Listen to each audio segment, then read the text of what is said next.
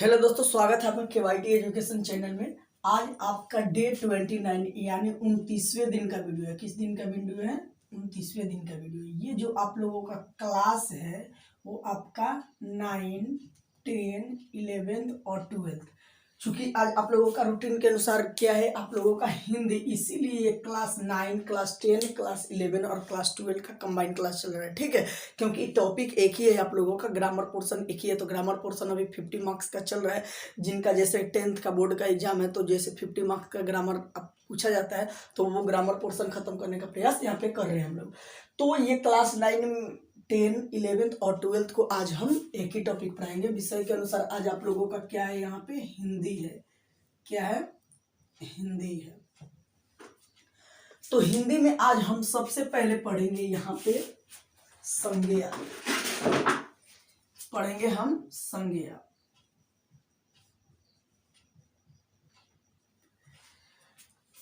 संज्ञा, ये इससे हमारा 1 या 2 मार्क्स का क्वेश्चन पूछता है। ज्यादातर आशा रखिए कि इससे 2 मार्क्स का, जैसे इसके पहले एग्जाम में आया था कि घी कौन सी संज्ञा है, यानी कि संज्ञा से टॉपिक से दो क्वेश्चन पूछता है आपके।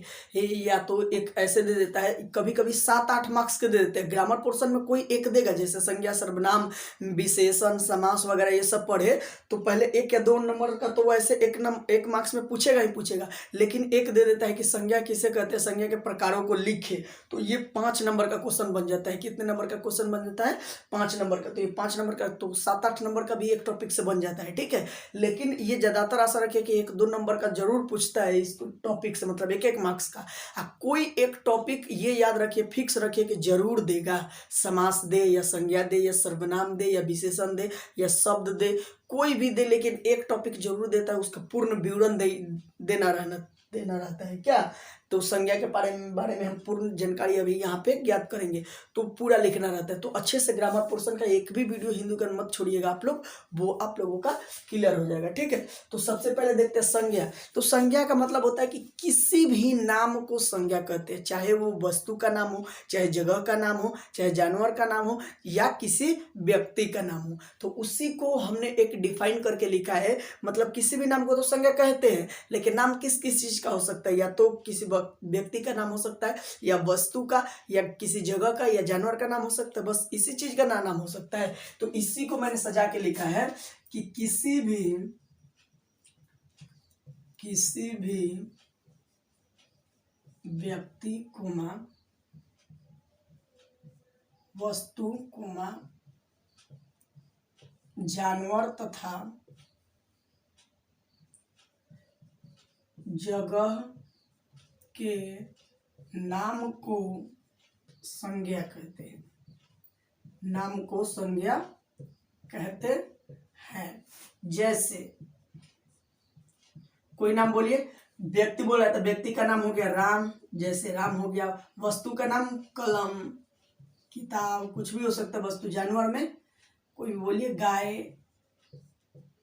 जगह का नाम में पटना, कुछ भी, मतलब कुछ भी का नाम हो इत्यादि, उसको क्या बोलते हैं? हम संज्ञा बोलते हैं। मतलब किसी भी चीज का नाम हो सकता है, या जगह का, वस्तु का, व्यक्ति का, या स्थान का यहाँ पे नाम होगा तो उसको हम क्या बोलेंगे? संज्ञा। तो संज्ञा की आसान परिभाषा है कि किसी भी व्यक्ति कोमा वस्तु कोमा जानवर तथा जगह के नाम को क्या कहते हैं? संज्ञा कहते हैं। मतलब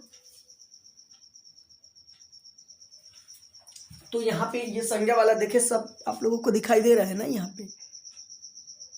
यहाँ पे जो फोक्स लाइट बढ़ रहा है ना, ये जगह के नाम को संज्ञा कहते हैं। ठीक है, तो ये संज्ञा आपका क्लियर हो गया। अब संज्ञा 5 प्रकार के होते हैं। कितने प्रकार के होते हैं? संज्ञा 5 प्रकार के। जिस डिजाइन से यहाँ पे लिख रहा हूं मैं, इस तरीके से जब पूर्ण विवरण देगा आप लोगों का कि संज्ञा किसे कहते हैं लिखे और उसके बारे में लिखे, तो ये पूरा ऐसे ही सजा के लिखेगा। ठीक है, संज्ञा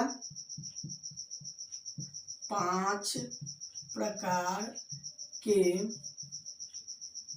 होते हैं। ठीक है,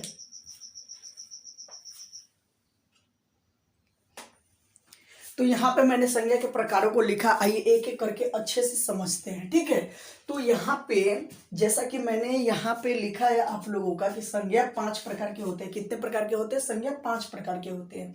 पहला है जातिवाचक संज्ञा, दूसरा है व्यक्तिवाचक संज्ञा, तीसरा है समूहवाचक संज्ञा, चौथा है भाववाचक संज्ञा, पांचवा है द्रव्यवाचक संज्ञा। ठीक है, अब एक एक करके लाइन बाय लाइन हम लोग इसको देखेंगे यहाँ पे। तो देखिएगा ये दोनों थोड़ा सा मिलता जुलता है। ठीक है, जातिवाचक संज्ञा तो मैंने लिखा है कि वैसी संज्ञा जिससे पूरे जाति भर का बोध होता है। क्या होता है? वैसी संज्ञा जिससे पूरे जाति भर का बोध हो उसे जातिवाचक संज्ञा कहते हैं। जैसे मानव, तो मानव में पूरे जितने मानव जाति के होते हैं वो पूरे हो जाएंगे। गाय, डॉक्टर, डॉक्टर में लड़का भी हो सकता है लड़की भी हो सकता है, मतलब पूरे डॉक्टर जाति का बोध कराते हैं। इंजीनियर इत्यादि। अब व्यक्तिवाचक संज्ञा है कि वैसी संज्ञा जिससे किसी खास व्यक्ति का बोध होता है। मतलब जैसे हमने राम नाम रख दिया, जैसे राम, श्याम, महात्मा गांधी। यहाँ नीचे नहीं दिखाई दे रहा है, जैसे में लिखा हुआ है राम, श्याम, महात्मा गांधी इत्यादि, ये लिखा हुआ है, लिख लीजिएगा आप लोग कॉपी में। ठीक है, तो यहाँ पे व्यक्तिवाचक और जातिवाचक में देखिए अंतर क्या है। जातिवाचक में आप लोगों को ये पूरे जाति भर का बोध कराता है। व्यक्तिवाचक में मतलब नाम रख देता है, जैसे बोल दिया राम, तो राम नाम हो गया, मतलब खास व्यक्ति का नाम हो गया तो व्यक्तिवाचक हो जाएगा। लेकिन राम नहीं बोल के उसको मान लीजिए कि वो इंजीनियर है चाहे डॉक्टर है, पूरे डॉक्टर को बोल रहे हैं, तो किसी डॉक्टर का अगर नाम रख दिया राम, श्याम, कुछ भी, तो हम समझेंगे कि व्यक्तिवाचक है। नाम नहीं रखा मतलब पूरे जाति भर का बोध कराता है, तो वो क्या हो जाएगा हमारा जातिवाचक संज्ञा। ठीक है, क्या हो जाएगा हमारा जातिवाचक संज्ञा। तो जातिवाचक संज्ञा व्यक्तिवाचक संज्ञा थोड़ा सा मिलता जुलता है। तो यहाँ पे आप लोग समझ गए कि पूरे जाति भर का बोध होगा तो जातिवाचक संज्ञा। खास व्यक्ति का नाम रखा जाएगा यहाँ पे, राम, श्याम, महात्मा गांधी इत्यादि, कोई भी खास व्यक्ति का नाम जब हम रख देंगे तो हो जाएगा हमारा व्यक्तिवाचक संज्ञा। ठीक है, तो ये समझ, एक बार मैं उतारने का मौका दूंगा आप लोगों को, अब समझा दूं। तीसरा है समूहवाचक संज्ञा। क्या है हमारा? समूहवाचक संज्ञा। तो जिससे किसी समूह का बोध होता है, मतलब जहाँ ऐसा शब्द, मतलब कोई शब्द से पता चले कि यहाँ पे समूह है, मतलब एक ही चीज, बहुत सारा चीज है वहां पे, तो हम उसको समूहवाचक संज्ञा कह देंगे। क्या बोले हैं? जिससे किसी समूह का बोध हो उसे समूहवाचक संज्ञा कहते हैं। जैसे गुच्छा, गुच्छा जैसे अंगूर का गुच्छा देखे होंगे, चाबी का गुच्छा देखे होंगे, तो वो जो गुच्छा होता है वहां पे बहुत सारा अंगूर होता है ना, यानी एक जगह बहुत सारा चीज रहता है, तो उसी को क्या बोलेंगे? समूहवाचक संज्ञा। जैसे गुच्छा। मेला, मेला में बहुत सारे लोग रहते हैं एक ही जगह में। जैसे आर्मी, आर्मी में वहां पे बहुत सारे फोर्स होते हैं वहां पे, तो उसको भी हम समूहवाचक संज्ञा में डाल देंगे। वर्ग मतलब क्लास, तो क्लास में बहुत सारे स्टूडेंट बैठे रहते हैं, तो मतलब एक बहुत सारा चीज वहां पे जो रहता है उसी को हम क्या बोलते हैं? समूहवाचक संज्ञा। तो जिससे किसी समूह का बोध हो उसे क्या कहेंगे? समूहवाचक संज्ञा।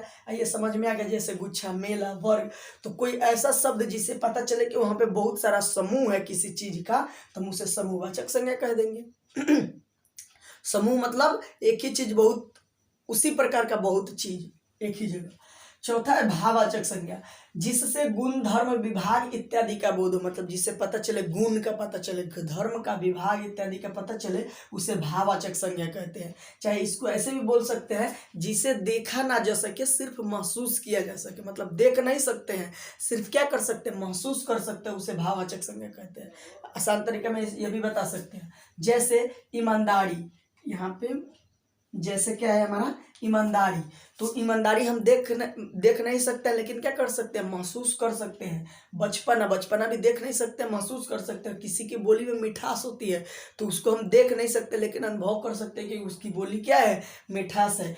और जैसे इसके अनुसार भी देख लीजिए, जिससे गुण का पता चलता है। जैसे ईमानदारी, तो ईमानदारी उसकी गुण है। बचपना, मिठास बोलता है तो वो उसका गुण है, मतलब गुण, धर्म, विभाग इत्यादि का बोध हो उसे भाववाचक संज्ञा कहते हैं। चाहे एक चीज ऐसे भी याद रखिएगा, जिसे हम देख नहीं सकते, सिर्फ महसूस कर सकते हैं। तो ईमानदारी को देख नहीं सकते, बचपनों को भी देख नहीं सकते, मिठास को भी देख नहीं सकते, लेकिन अनुभव कर सकते हैं कि ये ईमानदार है, इस प्रकार से। तो ये चौथा हो गया भाववाचक संज्ञा, ये समझ में आ गया। पांचवा है हमारा द्रव्यवाचक संज्ञा। जिसे मापा या तौला जाए परंतु गिना न जा सके, मतलब जिसे माप के और या तौल कर लेते हैं हम लोग, जिसे लेकिन गिन नहीं सकते, उसे क्या कहते हैं? द्रव्यवाचक संज्ञा। जैसे आटा, चावल, घी, दूध, दही इत्यादि। आटा क्या आपको माप के दिया जाता है, 1 किलो 2 kg ऐसे करके। चावल भी ऐसे माप के दिया जाता है। घी भी लीटर में मिलता है, दूध भी लीटर में, दही भी लीटर में मिलता है, तो इत्यादि ये तरीके, यानी कि द्रव्यवाचक संज्ञा ये हमारा हो गया यहाँ पे। अब देखिए यहाँ पे क्वेश्चन आप लोगों के एग्जाम में कैसे रहता है। एग्जाम में क्वेश्चन रहता है या सिंपल सी, कि घी कौन सी संज्ञा है। जैसे ये इसके पहले वाले एग्जाम में आया था आप लोगों की, घी कौन सी संज्ञा है। ऑप्शन ए यहाँ पे जातिवाचक दे दिया, जातिवाचक, बी व्यक्तिवाचक, व्यक्तिवाचक, सी नंबर में यहाँ दे दिया द्रव्यवाचक, द्रव्यवाचक, इस प्रकार का कोई ऑप्शन दे दिया। तो हम जैसे ही घी को देखेंगे कि घी कौन सी संज्ञा है, तो घी को पूछ रहा है तो घी को शुरू से हम मिलाते हैं। मान लीजिए कि हमें नहीं पता है तो घी को बताइए, कोई किसी को घी कोई जाति होता है नहीं, तो ये भी हटा देंगे। व्यक्ति किसी व्यक्ति का नाम है तो नहीं, हटा देंगे। समूहवाचक, घी में मतलब बहुत सारा समूह थोड़ी ना रहता है, तो घी को भी हटा देंगे। भाववाचक, जिसे हम बोल रहे भाववाचक बोल रहे कि जिसे देख नहीं सकते, तो घी को देख नहीं सकते हैं तो ये भी नहीं होगा। तो पांचवा होगा द्रव्यवाचक, जिसे मापा या तौला जाता है, घी को मापा या तौला जाता है ना, तो कौन सी संज्ञा? द्रव्यवाचक। तो द्रव्यवाचक में हम इस प्रकार से टिक मार देंगे यहाँ पे। तो हमारा घी कौन सी संज्ञा है? तो द्रव्यवाचक संज्ञा। इसी प्रकार से आप लोगों का क्वेश्चंस आता है कि ये कौन सी संज्ञा है, कलम कौन सी संज्ञा है, कुछ भी पूछ सकता है। तो इस सारा प्रकार आप लोगों को अगर पता रहेगा तो आप लोग वो बता सकते हैं कि कौन सी संज्ञा है। और एक प्रकार तो इस प्रकार का क्वेश्चन पूछ दिया। एक प्रकार का क्वेश्चन पूछता है कि इनमें से कौन, मतलब 4 को ऑप्शन दे देगा और बोलेगा कि इनमें से कौन द्रव्यवाचक संज्ञा की उदाहरण है। तो हम देखेंगे कि द्रव्यवाचक संज्ञा कौन है। तो घी ऑप्शन में रहेगा, 4 को चीज रहेगा, तो जिसमें घी ऑप्शन रहेगा, चाहे चावल मतलब द्रव्यवाचक का कोई भी ऑप्शन रहेगा तो उसमें टिक मारिएगा। 2 तरीके से क्वेश्चन ये हो गया। तीसरा तरीका से क्वेश्चन आप लोगों का पूछेगा कि जैसे एक पूरा विवरण किसी का देता है, संज्ञा, सर्वनाम, विशेषण, समास, संधि, इसमें से सबका हम लाइन से पढ़ाएंगे, ठीक है। लेकिन इन सब में से एक टॉपिक दे देता है आपको 5 मार्क्स का। कितने मार्क्स का? 5 मार्क्स का। एक टॉपिक का पूरा विवरण आपको देना रहता है। तो यहाँ पे जैसे संज्ञा दे दिया, बोलेगा कि संज्ञा किसे कहते हैं, इसके प्रकारों को लिखे, उदाहरण सहित लिखे, ऐसे कुछ करके दे देगा 5 नंबर का। तो आपका पूरा डिटेल ये संज्ञा लिख के, ये पूरा अगर लिखते हैं इस तरीके से, तो आपका पूरे 5 के 5 मार्क्स मिलेंगे, ठीक है। इस दीर्घई पे थोड़ा ध्यान दीजिएगा और राइटिंग आप लोग बनाइएगा अच्छा से, तो ये दिख जाएगा। तो हम हट जाते हैं, इसको आप लोग उतार लीजिए, वीडियो को रोक के आप लोग इसको उतार लीजिए यहाँ पे। तो चलिए आप क्या कीजिएगा, जब मैं हटा था ना तब वीडियो को थोड़ा सा पीछे करके वीडियो को रोक लीजिएगा, तब इसको उतारिएगा, तब नहीं तो इतना जल्दी नहीं हो पाएगा। अब तो फिर मिलते हैं हम अगली वीडियो में अगली क्लास के साथ। बाकी के लिए बहुत बहुत धन्यवाद। जय हिंद दोस्तों।